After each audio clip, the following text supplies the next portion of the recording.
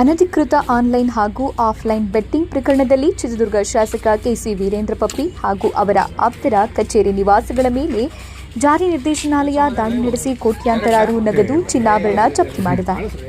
August 22 ಹಾಗೂ 23ರಂದು ಜಾರಿ ನಿರ್ದೇಶನಾಲಯದ ಬೆಂಗಳೂರು ವಿಭಾಗದ ಅಧಿಕಾರಿಗಳು ಸಿಕ್ಕಿಂನ ಗ್ಯಾಂಗ್ಟಕ್, ಕರ್ನಾಟಕ ಚಿತ್ರದುರ್ಗ, ಬೆಂಗಳೂರು ನಗರ, ಹುಬ್ಬಳ್ಳಿ, ರಾಜಸ್ಥಾನದ ಜೋಧ್ಪುರ್, ಮಹಾರಾಷ್ಟ್ರದ ಮುಂಬೈ ಮತ್ತು ಗೋವಾ ಸೇರಿದಂತೆ 31 ಸ್ಥಳಗಳಲ್ಲಿ ಶೋಧ ನಡೆಸಿದ್ದಾರೆ. Puppy Casino Gold, Ocean Reserve Casino, Puppy's Casino Pride, Ocean 7 Casino, Big Daddy Casino ಸೇರಿ 5 ಕೆಸಿನೋಗಳಲ್ಲಿ ಶೋಧ ಕಾರ್ಯ ನಡೆಸಲಾಗಿದೆ.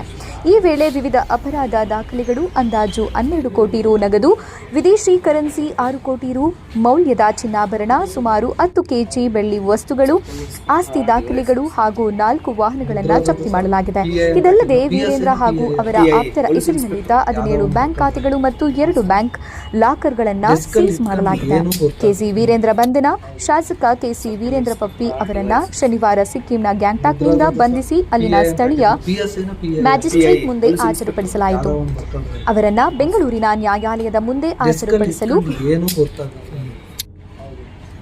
ಟ್ರಾನ್ಸಿಟ್ ರಿಮೈಂಡರ್ ಪಡೆದು ಕರೆತರಲಾಗುತ್ತಿದೆ ಎಂದು ಜಾರಿ ನಿರ್ದೇಶನಾಲಯದ ಪ್ರಕಟಣೆ ತಿಳಿಸಿದೆ.